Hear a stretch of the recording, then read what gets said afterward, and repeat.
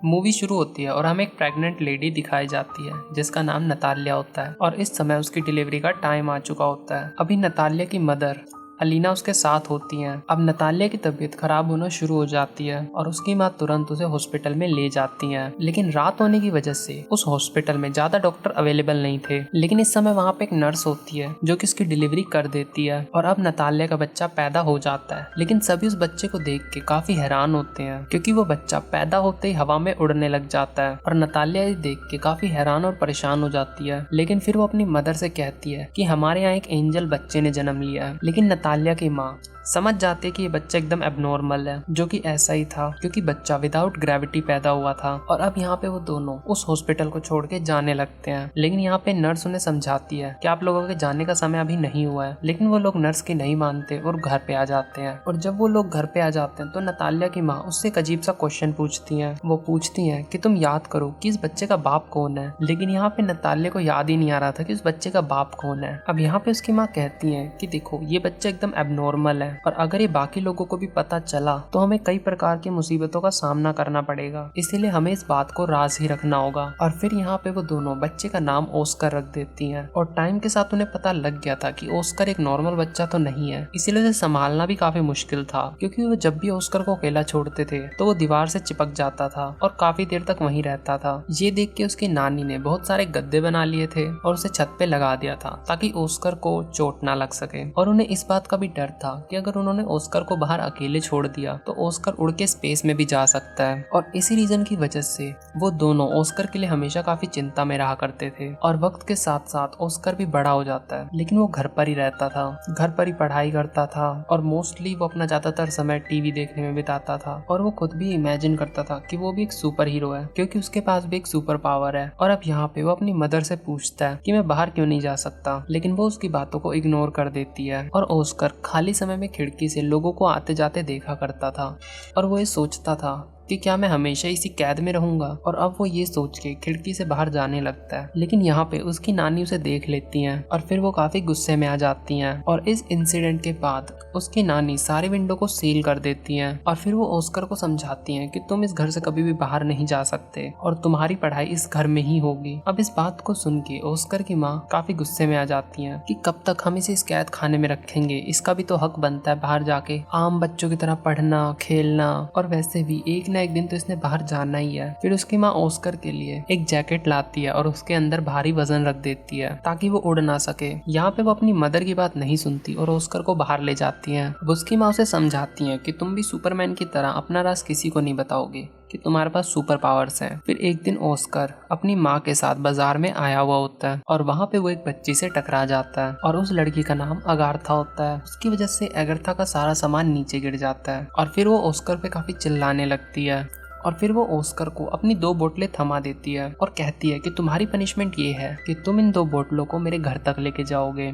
लेकिन ओस्कर उसे मना कर देता है। लेकिन अगाथा उसे काफी फोर्स करती है अपने साथ चलने के लिए और फिर ओस्कर भी उसके साथ चलने के लिए मान जाता है और अपनी मदर को बिना बताए हुए वहाँ से चला जाता है। अभी ओस्कर के हाथों में भारी बोतलें भी होती हैं और उसकी जेब में भारी वजन भी होता है, जिस वजह से वो बहुत जल्दी थक जाता है। और अब वो अपनी पॉकेट्स में से उन दोनों भारी वजनों को निकाल के फेंक देता है। और यहाँ पे रास्ते में चलते हुए उसकी फ्रेंडशिप अगाथा से हो जाती है। और फिर जब अगाथा अपने घर पहुंच जाती है तो वो ओस्कर से अपनी पानी की बोतलें मांगती है। लेकिन ओस्कर उसे पानी की बोतल देने से मना कर देता है क्योंकि वो ये बात जानता है कि अगर उसने पानी की बोतल उसे दी तो वो हवा में उड़ने लग जाएगा। क्योंकि अगाथा एक नासमझ लड़की होती है तो वो उससे वो बोतलें छीन लेती है और जैसे ही वो उससे बोतल ले लेती है तो वो हवा में उड़ने लगता है। लेकिन यहाँ पे ओस्कर ज्यादा ऊपर नहीं उड़ पाता और बच जाता है और अगाथा ये सब देख के काफी हैरान हो जाती है और फिर वो उसे चिल्ला के सुपरमैन कहने लगती है। अब ओस्कर उससे हेल्प मांगने लगता है और फिर वो अपने घर के अंदर जाती है और अपना एक बैग उठा के लाती है जो कि पत्थरों से भरा हुआ था। और फिर उस बैग को पकड़ने के बाद ओस्कर नीचे आ जाता है और फिर ओस्कर अगाथा से कहता है कि प्रॉमिस करो कि तुम इस बात को सीक्रेट रखोगी और किसी से नहीं बताओगी। और दूसरी तरफ ओस्कर के गायब होने के बाद उसकी मदर और उसकी नानी काफी परेशान हो जाती हैं और उन दोनों के मन में यही बात चल रही थी कि ओस्कर बस हवा में ना उड़ गया हो, क्योंकि जो पत्थर उसकी मदर ने उसे दिए थे वो उन्हें जमीन पे गिरे हुए मिलते हैं। फिर रात होने पर ऑस्कर अपने घर आ जाता है और फिर ऑस्कर अपनी मदर को एगाथा के बारे में बताता है, जिस पर उसकी माँ उससे पूछती है कि कहीं तुमने अपना राज उसे तो नहीं बता दिया। और फिर वो अपनी मदर से झूठ बोल देता है कि मैंने उसे ऐसा कुछ भी नहीं बताया। और फिर ऑस्कर और एगाथा कुछ टाइम में ही अच्छे दोस्त बन जाते हैं। लेकिन एक दिन ऑस्कर की माँ को पता चल जाता है कि एगाथा उस राज को जानती है और फिर उसी दिन के बाद उसकी माँ ने उसे एगाथा से मिलने के लिए मना कर दिया था। लेकिन इसके बाद से एगाथा ने काफी मिलने की कोशिश भी की, लेकिन नतालिया हर बार उसे दरवाजे से ही भगा देती थी। और उसी टाइम के बाद उनके आसपास रहने वाले लोगों को गलतफहमी हो गई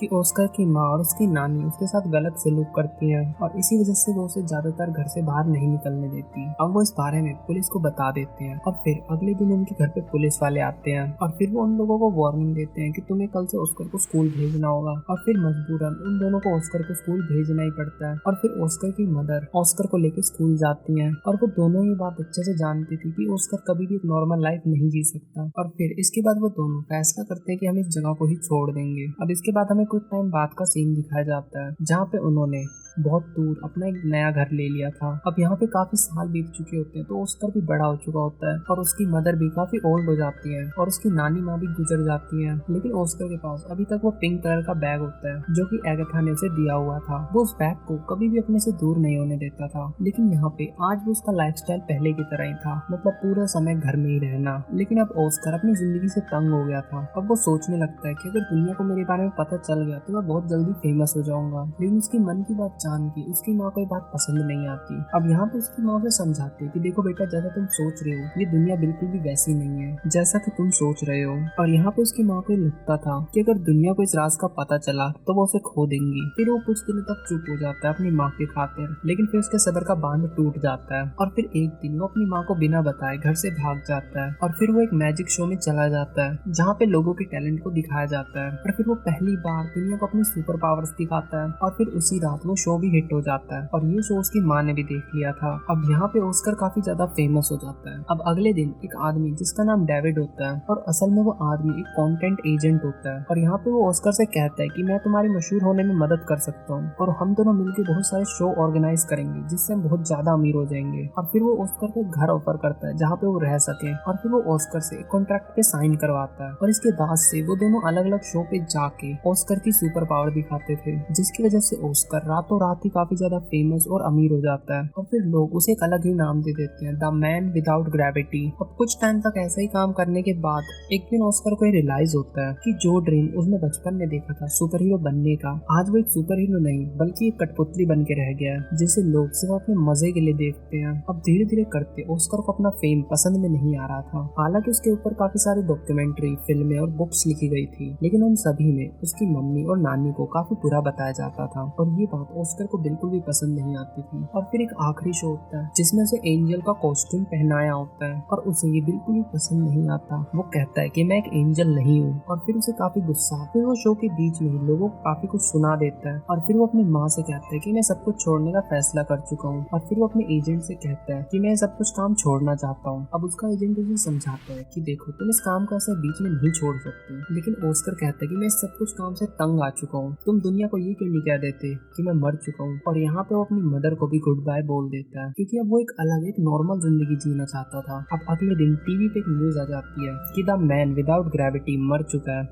अब इसके बाद से ऑस्कर की माँ अकेले रहना शुरू कर देती है और फिर कई विजिटर ऑस्कर के बारे में पता करने के लिए उसकी माँ के घर भी आते हैं, लेकिन उन्हें कुछ भी जवाब नहीं देती। और अब कई साल बीत जाते हैं और अब ऑस्कर की माँ भी मर जाती है, लेकिन ऑस्कर अभी भी जिंदा था और अब वो एक अलग ही लाइफस्टाइल से अपनी जिंदगी गुजार रहा था। उसने काफी बड़ी दाढ़ी रख ली थी और अब वो व्हील चेयर पे ही रहता था और उसने अपना नाम भी बदल लिया था और अभी वो एक होटल में काम किया करता था और यहाँ पे सभी लोग उससे काफी ज्यादा अच्छे से बात करते थे। और फिर एक दिन उसकी बचपन की फ्रेंड एगाथा उससे मिलती है और एगाथा उसे उस पिंक बैग की वजह से पहचान जाती है जो कि आज भी ऑस्कर ने संभाल के रखा हुआ था। और वो दोनों एक दूसरे से मिलकर काफी खुश होते हैं, लेकिन एगाथा पहले से काफी बदल चुकी थी क्योंकि वो अपनी लाइफ में सिर्फ पैसों के पीछे भागती थी और वो कई बार अलग अलग मर्दों के साथ उसी होटल में आया करती थी जहाँ पे ऑस्कर काम किया करता था। और ये सब देख के ऑस्कर को काफी बुरा लगता था और ऑस्कर कई बार एगाथा को अपनी दिल की बात बताने की कोशिश करता है, लेकिन क्योंकि एगाथा काफी बदल चुकी होती है तो उसकी की बातों को इग्नोर करती है, क्योंकि एगाथा ने अपने लाइफ में काफी हार्ड टाइम देखा था, तो इसी वजह से उसका कैरेक्टर बिल्कुल ही बदल गया था। लेकिन टाइम बीतने पे उसे समझ में आता है कि ऑस्कर के साथ उसकी जिंदगी अच्छी बीत सकती है, और फिर यहाँ पे वो दोनों एक दूसरे की फीलिंग को समझने लगते हैं। और फिर कुछ टाइम के बाद वो दोनों शादी कर लेते हैं, और फिर वो वहीं पे रहना शुरू कर देते हैं जहाँ पे वो बचपन में रहा करते थे। और यहाँ पे इस मूवी का एंड हो जाता है।